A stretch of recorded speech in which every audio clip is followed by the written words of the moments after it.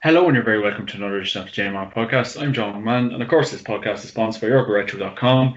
Use the promo code JMAC podcast to get 15% off on the website. And as you can see, Gary's sporting the lovely Leitrim jersey there. So if you have any interest in that, use the promo code to get 15% off on it. And today we are here to preview this weekend's championship games and, of course, reflect on last weekend's Derry and Offaly game. So I'm joined by former Armagh Crossmaglen keeper Paul Hearty and former Leitrim footballer Gary Reynolds. So I'll start off with Paul. How's tricks yourself? Yeah, good lads. Not too bad. All well, thank God. Looking forward to the GA kicking back in this weekend and the Euros put to one side. Yeah, it'll be brilliant, Paul. It'll be absolutely brilliant. And what about yourself, Gaz? You were playing a bit of golf before all this? Yeah, good, John. Yeah, you should have mentioned that. Now I'm trying to forget about it, to be honest with you. But no, all's good, mate. Yeah, enjoy it. No more than Paul saying there, enjoying the bit of soccer. But it's nice, obviously, to get back to the proper Hearty sport that we're used to. So no, looking forward to championship. Championship always brings that bit of a buzz this week, so it's good to have it back. Yeah, 100%. It's absolutely brilliant to have it back, thank God. And I suppose we can reflect on the weekend just gone in. Derry against Offaly, and Derry 21 points, Offaly 1-6. And I suppose, Paul, Rory Gallagher's absolutely flying with Derry. Yeah, Rory seems to have, he's into the second season now, so he seems to have laid out his plan and set his stall out on the way he wants, the boys to play, and the boys seem to vote in behind him and to have, getting the ducks in a row, and they're shaping up lovely for the championship. I suppose it was a good job for them.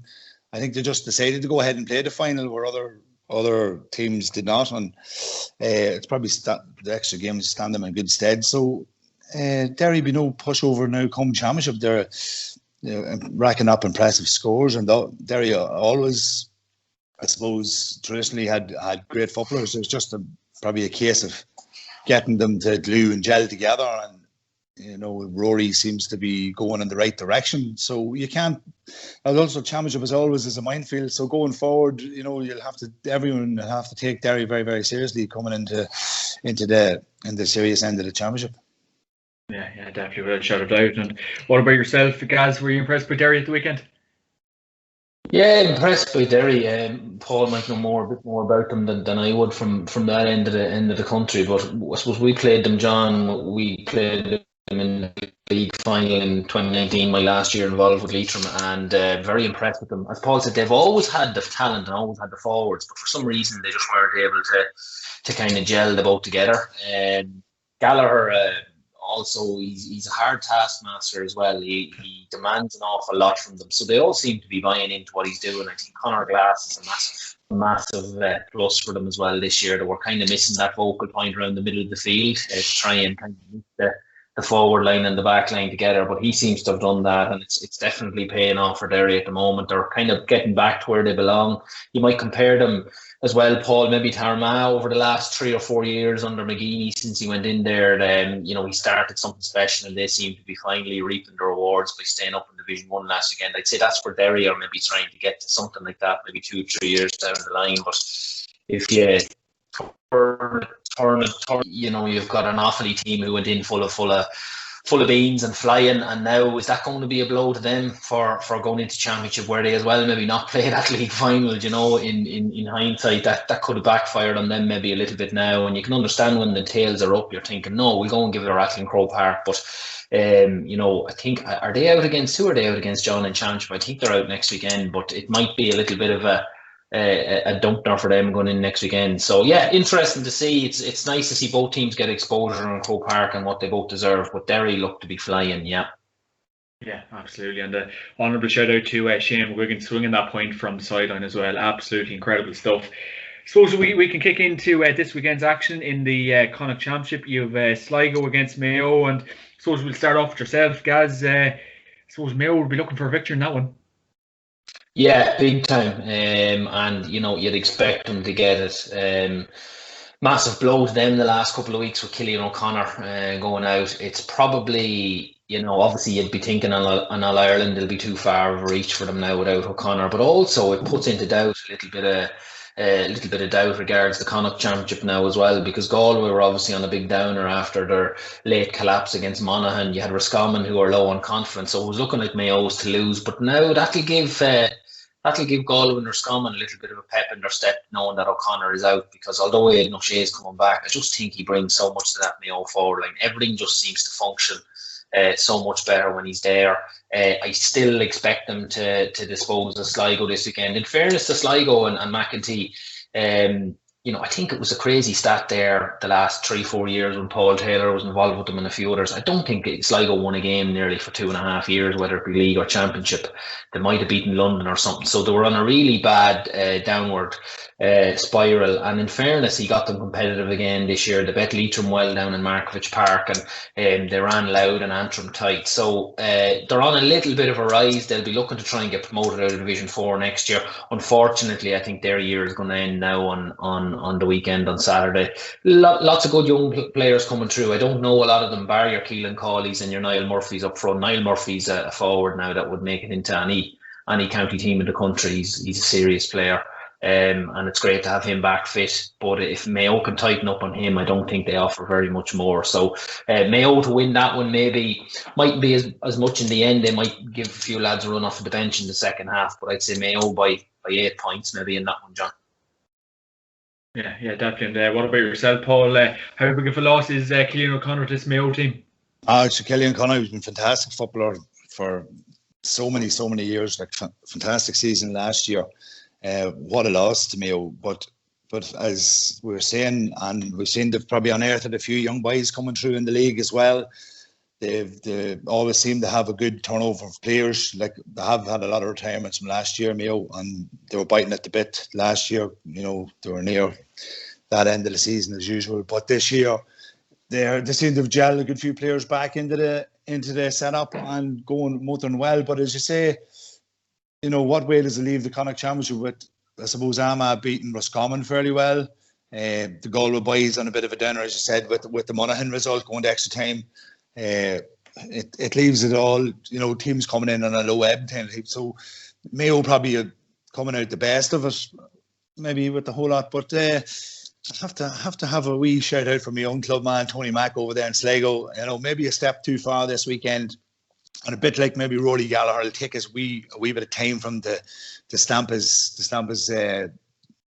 authority on the Connacht Championship. He's no stranger to the Connacht Championship, obviously being with Mayo for the good few seasons back and a few years ago. So he knows a lot about the Connacht Championship. He'll know every player in Mayo, obviously with his experience there, and he'll be no stranger to that setup. So 8 points,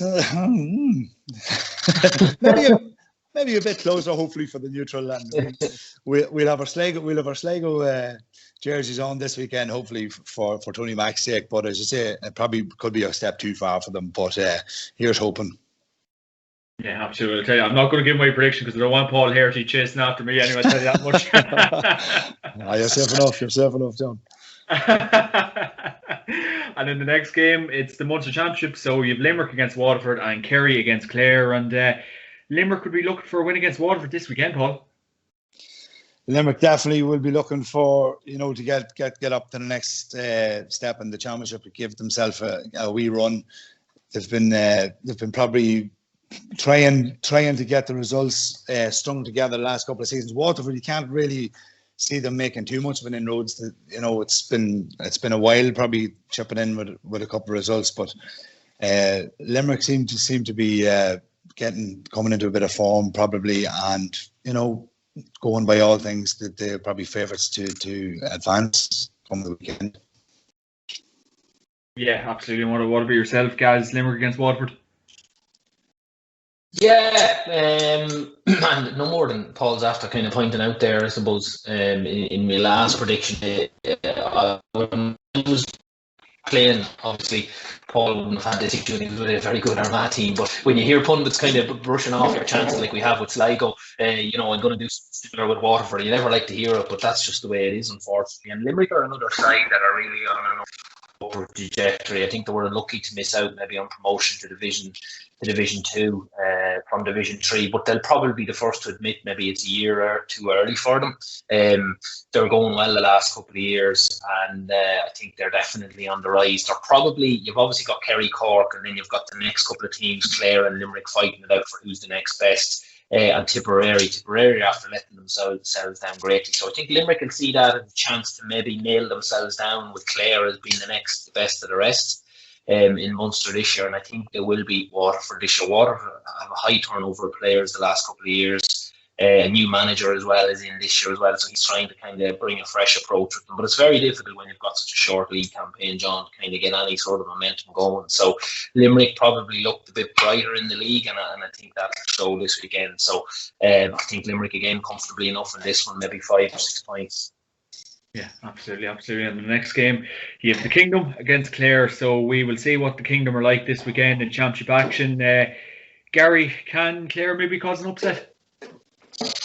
I think it'll be tighter again, and it's getting to a stage where, you know, Kerry and Cork used to kind of look down upon the likes of Clare and these teams coming, Tipperary coming down, but I don't think they can afford to do that the last couple of years.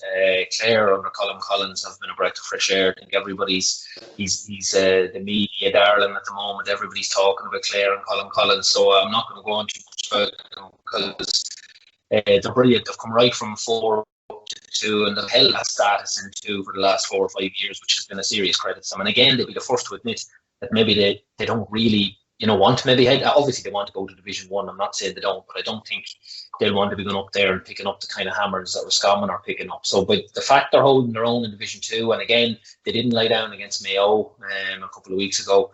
They were getting well throttled, and Mayo ran a few off the bench, but Clare came back strong. I think Podge Collins coming off the bench was a massive input that evening. So, look, Kerry going as well as they're going and getting the shot they got last summer against Cork, I don't see that happening again. It'll not be the hammers it's been over the years, though, but I would still think, you know, again, these games I seem to have the same prediction for all of them, but I'm thinking maybe 6-8 points to Kerry. It just depends if Clare can keep the goals out and keep Clifford relatively quiet, maybe to just kick in long range scores. I think it'll be tighter than most people think, but maybe 6-8 points in it to Kerry in the end anyway. It's in Killarney, I think, as well, lads, isn't it? So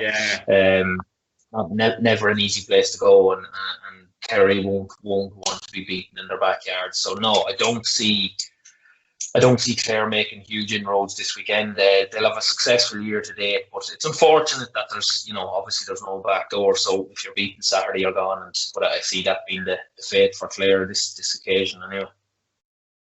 Yeah, absolutely. And the Kingdom will be mad to make a big impression this Saturday in the first round of the Munster Championship. And Sunday, Leinster Championship. Offaly against Louth, Wicklow against Wexford, Carlow against Longford. First game, Offaly against Louth. Can Mickey Hart cause an upset, Paul Hearty? I think with the way things is going and the way they've progressed through the league so far, I think you can't discount Louth this weekend at all. As I said, Offaly, you know, got a fair beating the weekend, so we're really looking to see what sort of stamp Mickey has done, and in relatively short space of time. You know, probably the same as Tony Mack in Sligo. He's only been there a few months and probably hasn't seen all he wants to see of the Louth players, but what he's done fairly well. So, and all the players responded. I actually work with one of the goalkeepers from Louth, and you know, he can't speak highly enough of what's going on. You know, the application by all the players, everybody's hungry, and you know, Mickey's brought a real appetite for the thing back into Louth football. So they're all the boys they're chomping at the bit, ready to go, and all shoulders out to the wheel. You know, going by what he's saying, and they're all really, you know, delighted to be there. So that's one thing. You know, when you've all the players singing off the one hymn sheet, you know, and which hasn't really happened probably in Louth for a few seasons. So, you know, I think you know, you can't discount Louth this weekend. Maybe to push this one, it'll go right to the wire. You know, awfully John Maughan, you know, no pushover either, and I think with the way they're coming in, I suppose if they got the beaten last weekend, you know, what way they're going to take that? Are they going to lay down, or are they going to take it as fuel for the fire? And you'd like to think with John Maughan's history, he'll have them boys well up. And I suppose, you know, the league's the league. We're coming into the championship now, and that's where it all boils down to, and that's what it's all really all about. And this game probably, you know, it probably will go to the wire. I can see this going to the last 5-10 minutes, and I think whoever wants it the most. And I'm a toss of a coin for this one, to be honest. Yeah, absolutely. And in the next game, you have Wicklow against Wexford, and can Wicklow cause another upset maybe this weekend after beating the Ulster Championships a couple of weeks ago, Gary? Yeah, I think so, John. Traditionally, this would be a Wexford win all over it, and hopefully John McGrath won't mind me saying that. But going back over the last maybe 5-10 years, traditionally Wexford would always have been kind of one of the stronger teams in Leinster, but they've completely fallen off the wagon the last couple of years.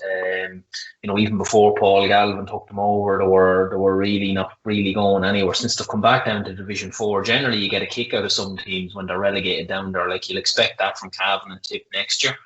You'll get a kick in the arse and you'll kind of say, geez, lads, we have to get our act together, and you'll come straight out and you'll probably head up a couple of divisions. Wexford generally done that over the years. I know in my time in Division 4, they always came down and went straight back up. They've come back down and they haven't come straight back up. A lot of players have left, and there seems to be a little bit of in-house sort of an issue there between the hurling and football and fogies down there, but apparently claiming that Davy Fitz has the say, and that's it, and there's going to be no more. So the footballers aren't getting the treatment they did a few years ago, and that's according to a few lads that would be chatting to. So I think Wicklow, as you said, unbelievable win against Cavan, very enjoyable game of football. Just had their homework done, John. I think you'll agree they just knew exactly who to mark and who they needed to step up on. So I think Wicklow have enough work done this year, and they're cute enough to say if they can keep Furlong in the edge of the square. Wexford are on a real downward trajectory, as I keep saying at the moment. So I think Wicklow in that one. But again, Wexford will probably drop men deep. They'll try and keep it tight. And given the experiences over the last couple of years, I don't know what sort of a day it's meant to be or what sort of a weekend it's meant to be weather-wise. But Wicklow would win that, but maybe not by as much as your league standing would lead you to believe. So I'm giving Wicklow the nod in that one, but it'll be tighter than people think. Yeah, it definitely will shove it out. In the next game, you have Carlow against Longford, and I suppose a win here for Carlow was probably badly needed for any sort of progression this year, Paul. Yeah, Carlow probably a wee bit of a downer after the last couple of seasons on their big run. They've been, they were a joy for the championship there a couple of years ago when they went that magical run, and they probably grabbed the attention of the whole country in the Leinster Championship. But it's seeing can they probably grab that sort of spirit and endeavour again, and bring that into the game against Longford on Sunday. We have a former Carlow player with us, Chris. I can't think of his name now. You're cornerback, former Kerry player. He's actually a fantastic player, very fast, very good on the ball. He's excellent. Chris Crowley, sorry, couldn't think of his name there. Chris Crowley, and he's up here, and he certainly enjoyed his time down in Kerry or down in Carlow during that run, and he couldn't speak highly enough of the lads. So it'd be just a case of seeing can they bring that sort of endeavour back into the game of the weekend. Longford, it's all about the championship for them, I think, this year again. So the two teams will be mad to get out and get playing on Sunday, and I think we'd have to get Carlow maybe to shade that one by a couple of points. Yeah, I wonder whether shout it out. And on to the next game, Ulster Championship. It's starting again, probably the most competitive championship, as we all know, the last couple of years. And down against Donegal, Gary, can Declan Bonner get that first elusive championship win for the year ahead? Yeah, I think he simply has to, doesn't he, John? I think he's seen an article of him there yesterday, and he's saying that it's knockout football now, and there's no second chances down. They'll be licking their wounds from a league campaign that didn't go as they planned. There's an awful lot of pressure up there on them as well. And on Paddy Tally, so they'll be all guns blazing, I think, in that game, and they'll come out with a plan. They'll be coming with a plan. I don't know. Obviously, it's very quiet in Donegal regards Michael Murphy. You'll probably not know till literally. I know the teams are released maybe a few hours before, but we literally not know. I'd say until the ball is thrown in whether he's actually going to start or not. And then if he does start, he's fit. If he doesn't start, he's fit. Is he? Yeah. Right. Okay. Yeah. Okay. Well. Yeah, so are they going to chance him from the start though too? Because if he gets an injury there, you're looking at he's out for the championship. So then if they don't start him down, I think they're showing them a little bit of a disservice that they're not starting their best man. So I think it's all centred around Murphy. They should have enough even without him to maybe overcome down this weekend. But again, so hard to judge a lot of these teams, especially in Division 1 when you're playing against the likes of the Dubs and these teams. Obviously, Donegal held their own, or the game was probably over after 40 minutes, but they held their own and ended up kind of sticking with Dublin until the end. But it's very hard to know with some of these teams because you're setting up for the likes of Dublin. Then when you're coming to play a kind of a down team that's not had the best form during the league, are they going to set up to just attack them, or are they going to play the same way as they did in Division 1? They might show just a little less respect for the likes of Down. But there's where, as Paul will know, you get caught in the Ulster Championship. As soon as you take your eye off the ball up in Ulster, you will be caught. And Down is one of those teams that would love to cause an upset at the weekend. I'd love to say, Down might tip them, but I just think Donegal will have too much. Again, given they were caught on the hop last year as well, by Cavan, they're still sore, very, very sore from that. So the more than Kerry Down in Munster, I think Donegal will have too much. McBrearty getting another game under his belt, and to be fair, Ryan McHugh hasn't really shot the lights out either as regards, he's normally bombing up the wing from half back. He had a tough league as well. So I think Donegal should be fresh now. They've had a 2-week break. And I reckon they should have enough to get over Down. But again, it'll be another tight game. Down will have a system set up. Paddy Talley is renowned for his ability to set teams up very well. So I think Donegal maybe in the end, but it'll be maybe Donegal by 4 or 5 points. Yeah, absolutely. And what about yourself, Paul? Ulster Championship, it's back once again. Yeah, great to see it back. Preliminary round, but it's great to see it back. We are Donegal, as Gaz is saying, it's Donegal's to lose. If they win by 10 points, doesn't matter. If they win by 2 or 3, they're still going to head into nothing. So, but I want to see a reaction from this Donegal team. They've been touted as top 3 team this last couple of seasons. Yeah. Cavan pipped them last year, John. I didn't know if you watched that one, did you? And the pip Down as well. So, and Down were flying in that game up to a certain point, and then they just took the foot off the gas in the first half. Down were playing fantastic football, and we were just wondering by how much Down would win, and then Cavan came back. So, Down we can't write off Down as you can't write off anybody in the Ulster Championship. They're a very good team, as you say. Paddy Talley will have these boys. They'll have every player in Donegal analysed left foot, right-handed, left foot, the whole lot down to the probably what they had for the pre-match meal. And you can see this being probably Paddy will want this to go into a dogfight and probably not try and let Donegal overrun them. But if Donegal have any ambitions this year of being in the semi-finals and final, they really need to be up to the ball running, and it'll be interesting to see how they take to this game. Are they setting up, as you said, Gas? Are they setting up for a Dublin team? If they do that, you could be caught. They have to go through the year, take every game as it comes, and maybe last year they got caught in the headlights with everybody saying, touting that Donegal's the best kid team to take on this Dublin team. But last year proved you obviously can't do that in sport, and they should have been very cute for that last year anyway. But it'll be interesting to see how this Donegal team will perform on Sunday. I'm looking forward to seeing their appetite. I'm looking forward to see their application. I'm looking forward to see how they gel together, and are they still as mobile and still as high scoring as they can be. And if Donegal are on Sunday, this is 68 points Donegal. If not, and they struggle and they're maybe caught in the headlights again, Down could come up with a performance which could put them out of the championship. And that's just the way these down teams can bite back some years. But I'm looking forward to this game particularly and see how this goes. Yeah, absolutely. And I suppose we have to remind the fact that it is knockout football, so anything can happen. So we're really looking forward to the game on Sunday. Just to wrap it up, lads, Gary, who would be your player to watch this weekend and the bet of the weekend? Oh, player to watch this weekend. I think he'll get lots of room in the game itself, and I mentioned him earlier on. Shawnee Furlong is someone I'd like to, and I know a couple of the Longford lads quite well.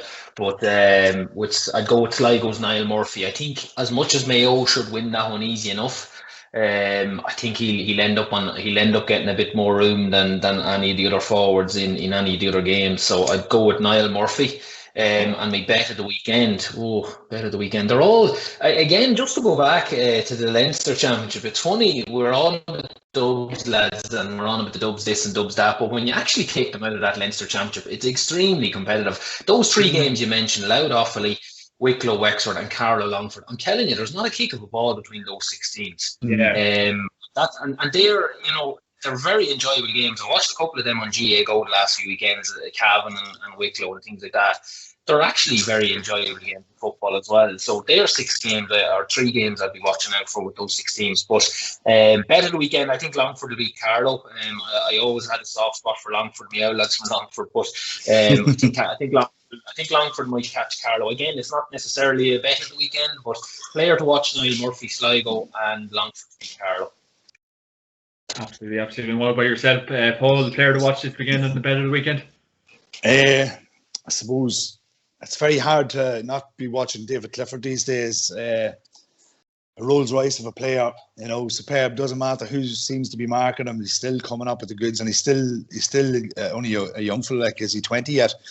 And he's still coming up with the goods. He just seems to have it all, and I suppose there's plenty of paragraphs and column inches written about him now. Class act. See how he gets on against Clare this weekend. I think Kerry. You could put a bet down for Kerry to win by more than 8 points, and for Clifford to be coming out with probably the guts of 8 points as well. Absolutely. We'll look forward to the games this weekend. Well, lads, thanks a million for joining me this week. And of course, this podcast is sponsored by Retrowear.com. Use my promo code JMACPodcast to get 15% off on their website. And as you can see, Gary sporting the Leitrim jersey. So if you have any interest in that, use the promo code to get 15% off on it. Paul, Gary, thanks a million. Well, not a bother, lads. Cheers. No worries, lads.